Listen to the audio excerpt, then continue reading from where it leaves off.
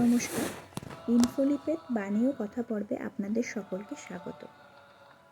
সকলকে শুভ ষষ্ঠী, সকলকে সুপ্রভাত জানিয়ে আজকের ইনফোলিপের বাণী ও কথা পর্ব শুরু করতে চলেছি।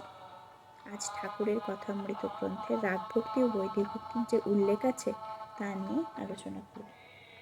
শ্রী রামকৃষ্ণ ঠাকুর বলতেন, রাগ ভক্তি এলে অর্থাৎ ঈশ্বরে ভালোবাসা এলে তবে তাকে পাওয়া যায়। বৈদিক ভক্তি হতেও যেমন যেতেও তেমন। এত জপ, এত ধ্যান করবে, এত যাগযজ্ঞ হোম করবে, এই উপাচারে পুজো করবে, পুজোর সময় এই মন্ত্র পাঠ করবে, এই সকলের নাম হলো বৈদিক ভক্তি। হতেও যেমন যেতেও তেমন।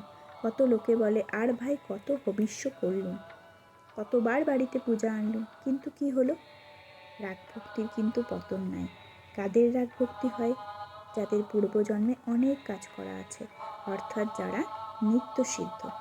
যেমন একটা পোড়ো বাড়ির জঙ্গল সাফ করতে করতে নল বসানো ফড়া একটা পেয়ে গেল।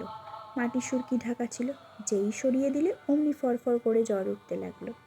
যাদের রাগ ভক্তি তারা এমন কথা বলে না, ভাই কত ভবিষ্য করলাম কিন্তু কি হলো। যারা নতুন চাষ করে তাদের যদি ফসল না হয় জমি ছেড়ে দেয়। খানদানি চাষা ফসল হোক আর না হোক আবার চাষ করবেই। তাদের বাপ পিতামহ চাষাগিরি করে এসেছে, তারা জানে যে চাষ করেই খেতে হবে। যাদের রাগ ভক্তি তাদেরই আন্তরিক, ঈশ্বর তাদের ভার লন। হাসপাতালে নাম লেখালে আরাম না হলে ডাক্তার ছাড়ে না। ঈশ্বর যাদের ধরে আছেন তাদের কোনো ভয় নাই। মাঠের আলের ওপর চলতে চলতে যে ছেলে বাপকে ধরে থাকে সে পড়লেও পড়তে পারে যদি অন্যমনস্ক হয়ে হাত ছেড়ে দেয়, কিন্তু বাপ যে ছেলেকে ধরে থাকে সে পড়ে না। ঠাকুরের এই সুন্দর কথার মাধ্যমে আজকের দিনটি শুরু করলাম। ঠাকুর, মা, স্বামীজি, গুরুর পায়ে প্রণাম জানিয়ে শুরু করছি দিনটি। সকলে ভালো থাকবেন, আনন্দে থাকবেন, সুস্থ থাকবেন। সকলের আগামী দিনগুলো মঙ্গলময় হোক, পুজো খুব ভালো কাটুক এই কামনা করি।